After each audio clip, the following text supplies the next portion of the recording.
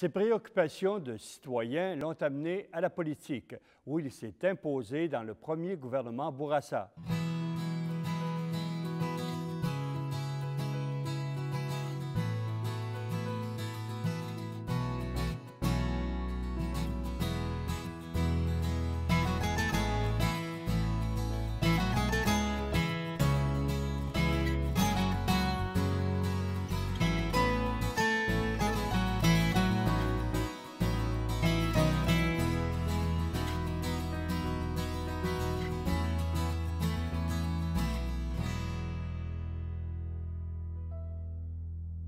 Bonjour, M. Saint-Pierre. Bonjour. M. Saint-Pierre, avant de songer à faire de la politique, vous avez passé 11 ans, je crois, dans l'armée canadienne. Est-ce que vous vouliez faire d'abord une carrière militaire?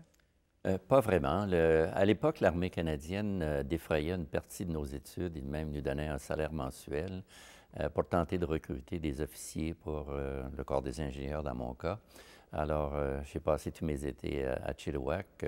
J'aimais bien ça. Et après mes études à Laval, terminées en génie en 1957, j'ai obtenu une bourse Athlone qui fait que je suis allé étudier 2 ans en Angleterre à l'Imperial College of Science and Technology pour prendre une maîtrise en génie.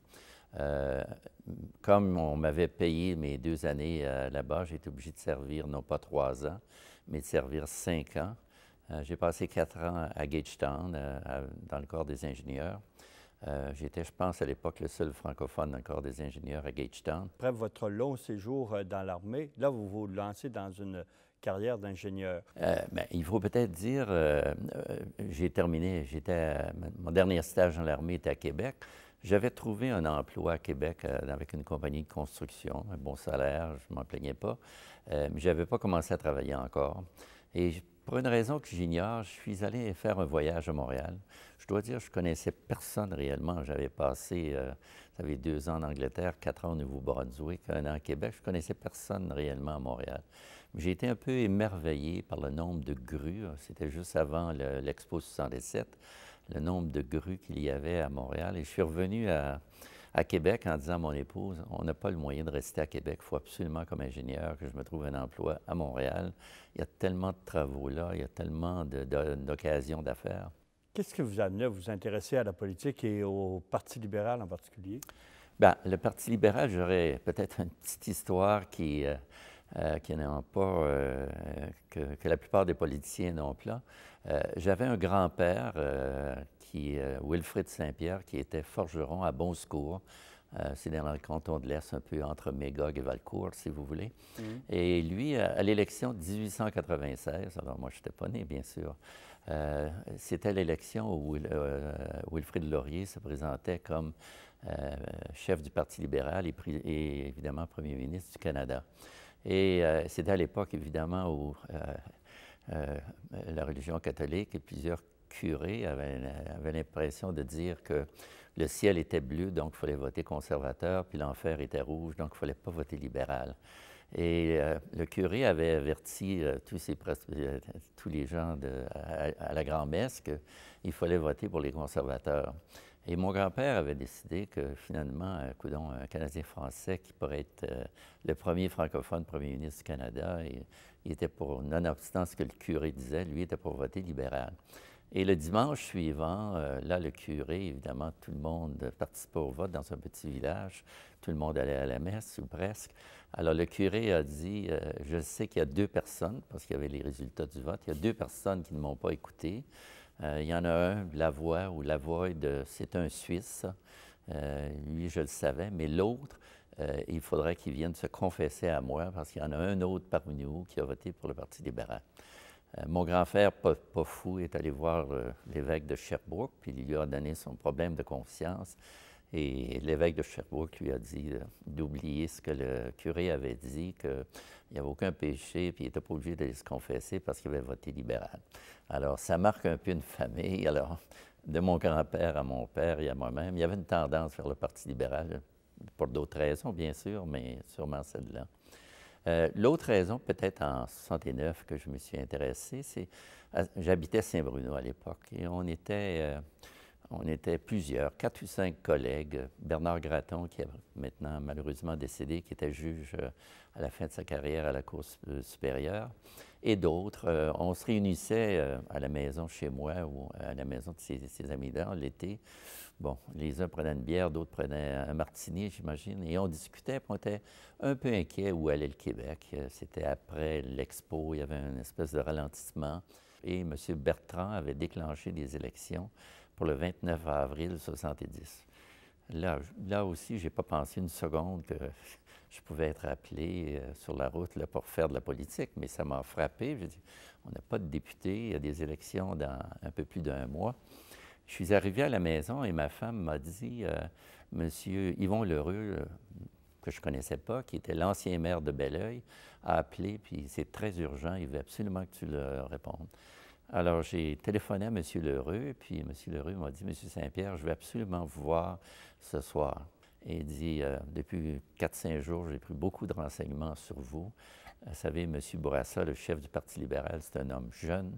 C'est un homme comme vous, M. Saint-Pierre, que ça nous prend comme candidat libéral. C'est ceux qui ont trop de cheveux blancs, là, ça ne passera pas cette fois-ci. Ça va être des jeunes qui vont passer, puis on aimerait beaucoup que vous soyez candidat libéral.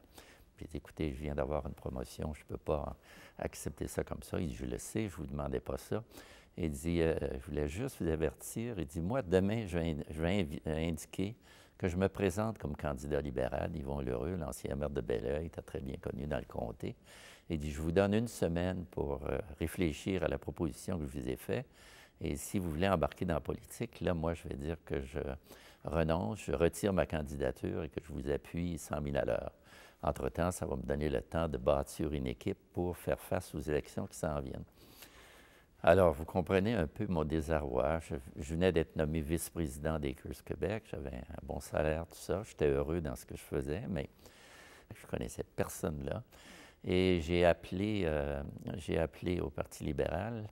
Et là, une dame m'a répondu, puis j'ai dit, il y a des gens qui voudraient que je se présente, mais j'essaie de comprendre est-ce que je suis le genre de candidat que le Parti veut dans les prochaines élections d'avril 1970. Elle a dit un instant, je vais voir s'il y a les possibilités. Fait que là, elle est revenue, elle a dit oui, elle a dit Monsieur Paul Desrochers pourrait vous voir demain à 4 heures. J'ai dit très bien, merci bien, madame. Alors, je suis allé le lendemain voir M. Desrochers, j'ai expliqué un peu toute l'affaire. M. Desrochers m'a dit, il dit M. Saint-Pierre, vous savez, en politique, il dit on ne vous donnera rien sur un plateau d'argent. Vous allez être obligé de batailler, nonobstant vos qualités, pour gagner. Alors, j'ai dit très bien, je suis prêt. Alors, j'ai embarqué un peu là-dedans. Votre première campagne en 70, là, vous n'aviez aucune expérience en politique. Est-ce que ça a été relativement facile, ardu? Et M. Bourassa, qui était un nouveau chef, est-ce qu'il vous a donné un coup de main? Eh bien, c'était une nouvelle expérience pour moi dans le comté, mais je dois dire que les gens de comté de Verchères, donc à l'époque surtout, bien sûr, Belleuil, Saint-Bruno, Chambly, Saint-Basile-le-Grand, il y avait quand même une structure politique, là, Bernard Gratton, beaucoup d'autres, Robert Frigon, enfin, je ne les nommerai pas tous, Il y avait M. du monde Bellente. d'expérience. Il y avait des gens d'expérience, mais moi, c'était nouveau comme métier, mais enfin, j'ai essayé d'apprendre le plus rapidement possible. Effectivement, M. Bourassa est venu à Saint-Bruno. D'ailleurs, il était accompagné de M. Castonguay et de quelques autres ministres qui sont venus pour une réunion publique en plein air. C'était au mois d'avril, une très belle journée.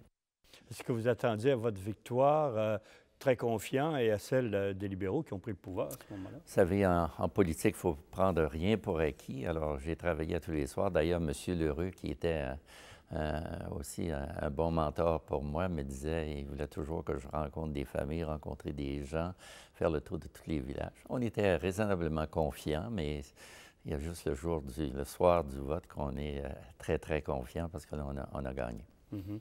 Et cette victoire des libéraux, là, est-ce que ça est la vôtre, évidemment? Est-ce que ça vous a donné la piqûre pour dire, ah ben là, je suis embarqué dedans, je vais faire carrière là-dedans? Pas nécessairement comme ça. Ben, je veux dire, je fais pas un engagement simplement pour le plaisir de faire un engagement. Donc, j'étais pour faire de la politique sûrement pendant plusieurs années. Je ne savais pas, tout dépendant évidemment des mandats que les électeurs me donnaient. Mais je me suis lancé corps et âme dans cela. Je dois dire qu'à peu près, j'avais quelqu'un de Belleuil, si ma mémoire est bonne, qui avait de bons contacts à l'intérieur du Parti libéral, qui, après la victoire du 29 avril, m'a dit quelques jours après, il dit Guy, je pense que tu vas être au Conseil des ministres et je pense que tu vas avoir le ministère de l'Éducation. Ça m'a surpris un peu, mais en fait, j'étais parent de 3 enfants.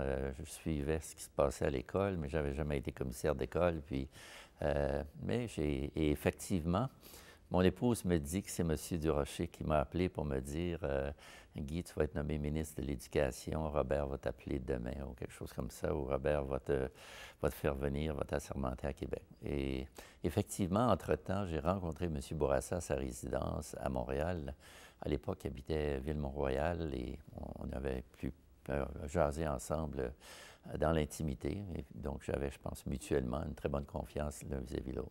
Est-ce que vous auriez souhaité un autre ministère que celui de l'Éducation, parce que c'est gros en partant? C'était tout un défi, je dois l'admettre. D'ailleurs, à l'époque, il n'y avait pas eu la réforme dans le secteur de la santé. Donc, le ministère de l'Éducation, c'est celui qui avait le plus grand budget. En fait, les ministères que je ne voulais pas, c'était des ministères directement reliés à la profession d'ingénieur. Vous savez, j'aurais pas été nommé, j'aurais pas aimé être nommé ministre des Travaux publics, ou à l'époque, ce qu'on appelait ministre de la Voirie, ce qui est les transports. Tant qu'à être en politique, j'aimais mieux être dans des secteurs qui demandaient une formation en politique, non pas une formation comme ingénieur. En arrivant au ministère de l'Éducation, là, les défis ne manquent pas. À quoi vous êtes attaqué au départ? Bien, au départ, comme l'élection, j'ai été nommé le 12 mai 70 ministre de l'Éducation. J'ai rencontré les sous-ministres, Yves Martin, qui était sous-ministre en titre, de même que les sous-ministres adjoints. J'avais une très bonne équipe moi-même qui s'était constituée rapidement autour de moi. Florian Romprey, chef de cabinet, je nommerai pas tous les autres, mais qui m'ont donné un bon coup de main. Au départ, il fallait défendre les crédits, ce qui était peut-être un très bon exercice. Ça m'a forcé à rester à Québec. Et bien sûr, en défendant les crédits, il fallait posséder un peu pourquoi on demandait au gouvernement de nous donner, à l'époque, ça devait être quelques milliards, là, mais en fait, c'était des sommes importantes. Non, ça a été une expérience. Après ça, avec M. Martin, j'avais convenu que ce serait peut-être approprié qu'en septembre, j'organise une tournée de tout le Québec pour rencontrer les parents, rencontrer les enseignants, rencontrer les commissaires d'école. Ça me donnerait peut-être un meilleur aperçu de c'est quoi les défis qu'on avait en éducation au Québec. Et effectivement, c'est ce qu'on a fait au début de septembre. Il y avait beaucoup de commissions scolaires à l'époque. À l'époque, c'est ça. Et ça, c'est un point qui m'a frappé. À l'époque, il n'y avait pas moins que, de mémoire, 1500 commissions scolaires. Et d'ailleurs, dans mes tournées, surtout, je me rappelle très, très bien, en Abitibi, j'étais arrivé dans une commission scolaire très petite, mais vous savez, il y avait une commission scolaire dans chaque village. Et le directeur général de la commission scolaire, ma foi, il devait avoir fait sa 5e année au primaire. Puis évidemment, il recevait du ministère de l'Éducation une brique comme ça pour lui dire tout ce qu'on voulait comme information sur le plan, parce qu'il fallait les écoles, les commissions scolaires devaient préparer des états financiers pour voir où est-ce qu'il allait, où est-ce qu'il avait fait avec l'argent et autres. Et je voyais là, que pour ces gens-là, c'était presque impossible de répondre aux demandes du ministère, que peut-être, finalement, l'école était très importante, les enseignants, le directeur d'école, mais la commission scolaire, c'était finalement un organisme administratif et donc il fallait peut-être réduire substantiellement le nombre de commissions scolaires que nous avions au Québec. Et c'est là, avec le projet de loi 27, que nous sommes passés de, encore une fois, à peu près 1500 commissions scolaires que nous avons réduit.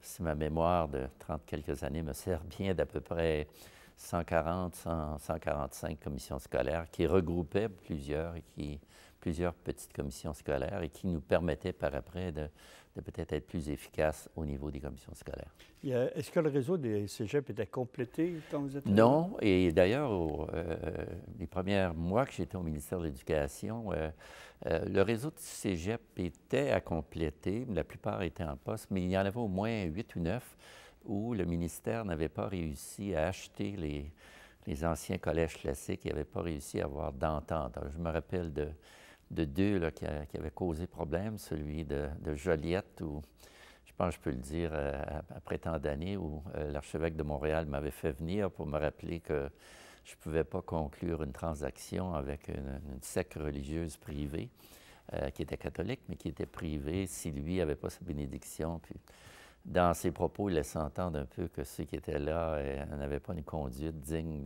des prêtres qu'ils étaient, et donc on ne pouvait pas acheter. Puis je me rappelle un autre très bien, c'est le séminaire de Chicoutimi, où là, on avait eu des discussions différentes. C'était plus sur le prix, puis finalement, je m'étais personnellement mêlé. Puis, encore une fois, dans tout ça, assisté par des sous-ministres adjoints, sous-ministres qui étaient très compétents. Et c'était l'époque aussi, au début des années 70, de la restructuration scolaire à Montréal. On en parlait beaucoup. Est-ce que vous avez pu démêler Non, cette table d'échecs? c'est ça. Ça, c'était plutôt en 71. C'était venu par après, vous avez raison, mais c'était plus compliqué parce que là, il y avait francophones, anglophones, il y avait protestants, catholiques. Et puis, évidemment, il y avait des croisements, c'est-à-dire qu'il y avait des francophones qui étaient protestants, puis il y avait des catholiques qui étaient catholiques et anglophones, je dis bien. Non, ça, c'était plus compliqué. Alors, la structure qu'on avait proposée dans le projet de loi 28, c'était de respecter l'aspect de confessionnalité qui, à l'époque, évidemment, était protégé par la Constitution canadienne. Le respecter au niveau de l'école, mais dire qu'au niveau des structures administratives, il n'était pas nécessaire d'avoir des commissions catholiques et des commissions protestantes. Alors, on avait un projet de loi qui, pour l'île de Montréal, encore une fois, peut-être ma mémoire me sert mal, mais 7 ou 8 grandes commissions scolaires qui étaient pour superviser à la fois des écoles catholiques et des écoles protestantes. Et là, on mettait beaucoup d'emphase au niveau de la participation des parents au niveau de l'école. C'est-à-dire qu'il y avait un comité de parents qui était prévu dans chaque école. Malheureusement, pour toutes sortes de raisons, et le parti de l'Union nationale, à l'époque, qui était l'opposition officielle, et le Parti québécois qui était présent, et les créditistes s'étaient opposés pour différentes raisons à ce projet de loi, de telle sorte qu'on s'est rendu le 20-21 décembre et le projet de loi n'avançait pas. Et je me rappelle qu'on a fait un caucus du Parti libéral et on avait venu à la conclusion qu'il valait mieux abandonner ce projet-là, de remettre ça plus tard. Sans ça, il avait fallu faire revenir tous les députés le 28 décembre, et les choses étaient mal engagées, à la fois parce qu'il faut dire que dans l'opinion publique, il y en a évidemment qui... Je ne me rappelle pas la position officielle de l'Église à l'époque, mais je pense que l'Église catholique avait quelques réserves. Et puis, alors, on a décidé d'abandonner ça. La restructuration scolaire à Montréal a été reprise par les gens du Parti québécois, dans une somme assez semblable à ce qu'on avait prévu, mais évidemment, plusieurs années plus tard, après l'élection de 1976. Une des réalisations que vous avez faites au ministère de l'Éducation, là, qui est peut-être un peu moins connue, c'est l'augmentation des diplômés de MBA, Administration des affaires. Administration des affaires. Comment vous avez recruté ce monde-là pour augmenter le nombre? Bien, je venais moi-même du milieu des affaires et j'avais eu, avant même d'entrer en politique, j'avais lu des articles pour montrer l'écart très considérable qu'il y avait entre le nombre de MBA qui sortaient des universités du Québec par rapport à, disons, ceux de l'Ontario, ceux de Colombie-Britannique et de l'Alberta. Et j'avais rencontré des recteurs en demandant pourquoi vous n'en avez pas ça. Vous savez, il y avait une espèce de cercle vicieux. Premièrement, dans les autres universités, souvent, les gens faisaient leur MBA après avoir fait 2-3 ans d'expérience pratique. Et là, au Québec, les gens peut-être n'avaient pas les moyens de revenir ou avaient plus vite qu'ailleurs des enfants. J'ignore exactement les causes, mais il y avait un écart considérable. Et donc, j'avais demandé à mes fonctionnaires, je trouve qu'on doit augmenter le nombre d'étudiants à MBA. Et donc, j'avais dit, il faudrait penser à un programme spécial de bourse, de telle sorte que ceux qui ont quitté, sont déjà sur le marché du travail, n'hésitent pas à revenir dans une université du Québec et non pas aller aux États-Unis, l'Université du Québec. Et là, on était rendu au mois d'août, donc si on voulait démarrer quelque chose au mois de septembre, il fallait passer à l'action. J'ai dit, on va l'annoncer cette fin de semaine-ci, on va donner, je ne me rappelle pas des chiffres, mais c'était substantiel pour l'époque. On va donner 20 000 par année pour ceux qui veulent bien postuler, qui sont admis au MBA. Et là, ça a eu un effet bénéfique parce que dans toutes les universités du Québec, le nombre de professeurs aussi qui francophones qui étaient peut-être partis ailleurs aux États-Unis sont revenus parce que là, à cause de la demande accrue. Alors, j'oublie le nom, mais la première année, je pense qu'on en a eu au moins 50. Et je me rappelle après avoir parlé avec des recteurs d'université qui m'avaient dit que ça avait été un facteur très important pour augmenter la présence des francophones dans le secteur du milieu des affaires après, dans ce qui est devenu après Québec Inc., j'imagine. Vous avez aimé ça, le ministère de l'Éducation? Oui, j'ai trouvé ça passionnant. J'ai appris beaucoup.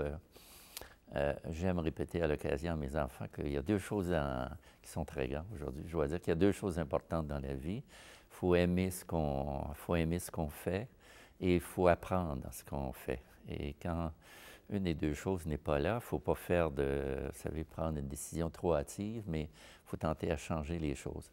Alors, au ministère de l'Éducation, j'aimais ça beaucoup. Si M. Bourassa m'avait demandé de continuer, je l'aurais fait avec plaisir.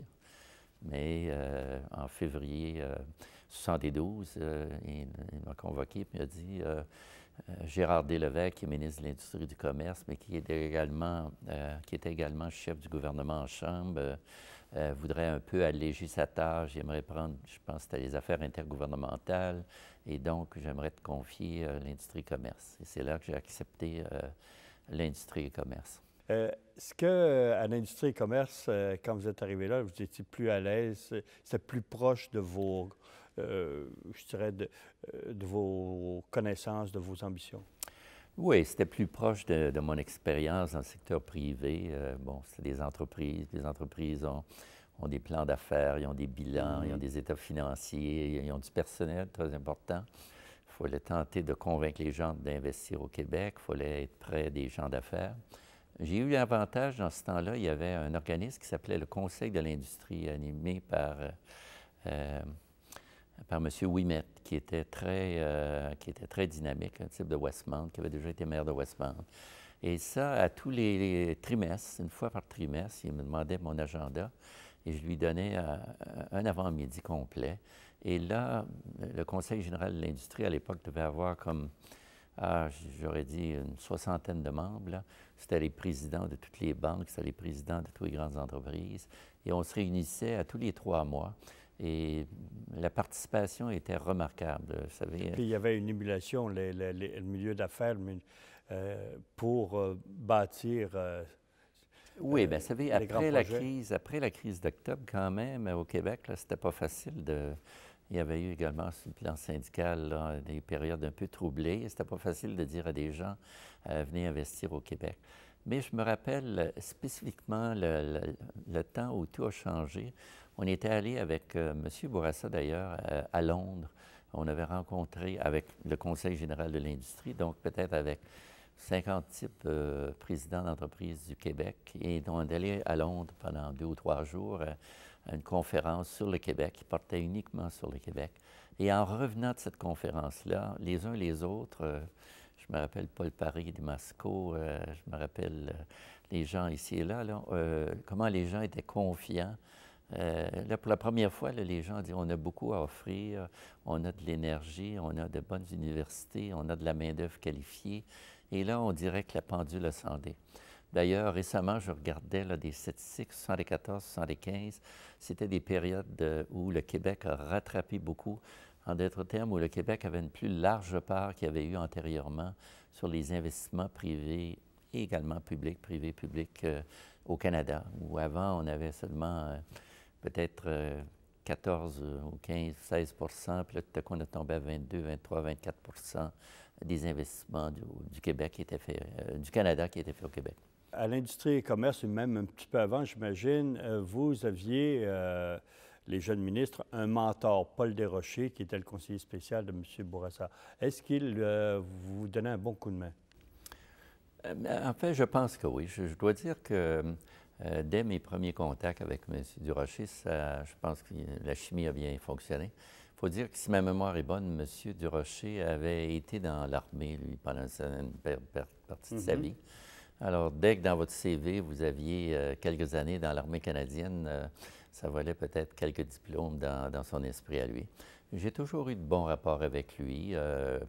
Maintenant, je ne peux pas dire qu'il, une fois entré dans dans la galère de la politique, là, et bon, on avait des discussions à l'occasion, mais enfin, j'ai toujours eu de bons rapports avec lui. Il n'y avait pas tendance à jouer dans vos plates-bandes dans l'industrie Non, commerce? vous savez, à l'occasion, à l'industrie, c'est tout le monde qui essaie de convaincre des gens d'investir au Québec ou de créer des emplois ici. Alors, on prend l'aide où elle vient. Quelquefois, c'était le maire Drapeau qui pouvait me dire, Monsieur Saint-Pierre, je connais tel type, et puis vous devriez le communiquer avec lui. On s'entraidait dans ces choses-là. Non, en fait, par après, c'était plus peut-être, j'imagine plusieurs ministres étaient la même chose. Je rencontrais peut-être M. Bourassa, de mémoire, à peu près une fois par mois. D'ailleurs, il nous recevait toujours l'après-midi sur le toit du bunker, là, de l'édifice que je ne sais pas comment vous appelez aujourd'hui, mais... Le nom a traversé les époques. C'est encore le bunker? C'est Okay. encore le bunker. Alors, j'espère que ce n'est pas là qu'il a attrapé le cancer de la peau qu'il a envoyé, parce qu'on était au grand soleil. Puis, alors, une fois par mois, ça durait une demi-heure. On passait... Je discutais avec lui des grands dossiers, il me posait des questions, et puis bon... Mais vous étiez populaire à l'époque, vous étiez un ministre très populaire. Est-ce que ça vous a nui, ça vous a aidé, ça a créé des frictions avec vos collègues? Faites attention, je vais peut-être vous citer, là. Je n'étais pas au courant que j'étais aussi populaire que ça. Il faut dire que dans le milieu des affaires, comme ministre de l'Industrie et du Commerce, et pour les raisons que je vous ai mentionnées du Conseil général de l'industrie, donc, je rencontrais les présidents de compagnie très fréquemment. Et puis donc, d'ailleurs, je vous cite une petite chose qui était arrivée. Puis j'avais fait une réunion, on visait à amasser des fonds, je ne sais pas pourquoi, dans le comté. Là, j'avais changé, j'étais dans le comté de Chambly, parce qu'à l'élection de 1973, on a un peu changé les limites du comté. Et puis, je me rappelle, finalement, on avait obtenu trop d'argent. Fait que là, j'avais dit au trésorier, bien, tous ceux qui ont donné de l'argent, renvoie-leur proportionnellement à ce qu'ils ont donné. Puis là, il y a plusieurs gens qui ne savaient pas quoi faire avec leur argent. Je ne sais pas si c'est parce que ça avait... Alors, je m'enseigne ça comme ça. Donc, j'avais de bons appuis dans le milieu des affaires.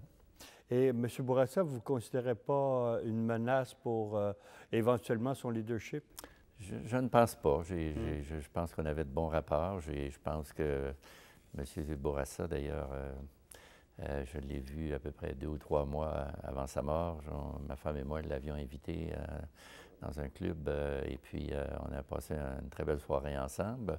Non, je pense que le rapport avait été très, très bon. Et puis, enfin, je pense que je n'ai pas posé aucun geste qui pouvait lui donner à penser que j'avais des ambitions autres que bien servir la province et bien le servir lui-même. Monsieur Saint-Pierre, durant les premiers mois au sein du gouvernement, il y a la crise d'octobre, ce qu'on a qualifié de crise d'octobre. Avec le recul, est-ce que vous aviez pris les bonnes décisions, les bonnes stratégies, bien évalué le danger? Alors, c'était une période, vous savez, traumatique, là. Je me rappelle pour la famille, ça bouleverse toute une vie, là. Je me rappelle qu'un des engagements, ma femme et moi, que nous avions pris avant d'entrer en politique, c'est qu'elle m'accompagnerait toutes les semaines à Québec. Donc, il fallait trouver quelqu'un qui garde nos enfants. Et après l'incident de M. Laporte, particulièrement après que M. Laporte ait été tué, là, cette dame-là ne voulait pas garder mes enfants parce que là, elle avait peur que les enfants soient enlevés, puis en fait...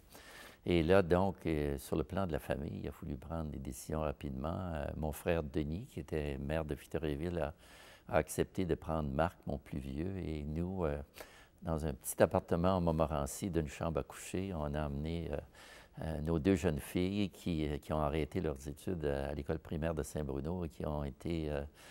ma femme avait étudié aux Ursulines de Québec, donc on les a envoyés aux Ursulines de Québec. Mais tout ça pour dire que c'était une période assez troublante. Il faut dire également qu'au niveau du Conseil des ministres, c'était pas facile. Il y avait quand même un peu d'émotion dans la salle. C'était pas facile on n'avait pas beaucoup d'expérience pour dire comment on fait face à une chose semblable. Les policiers, évidemment, vous fournissent des détails. Bon. Peut-être avec le recul aujourd'hui, il y a des choses qui ont été un peu exagérées, mais je mets au défi quiconque d'avoir fait beaucoup d'une façon très différente ce qui a pu être fait par le Conseil des ministres dans le temps.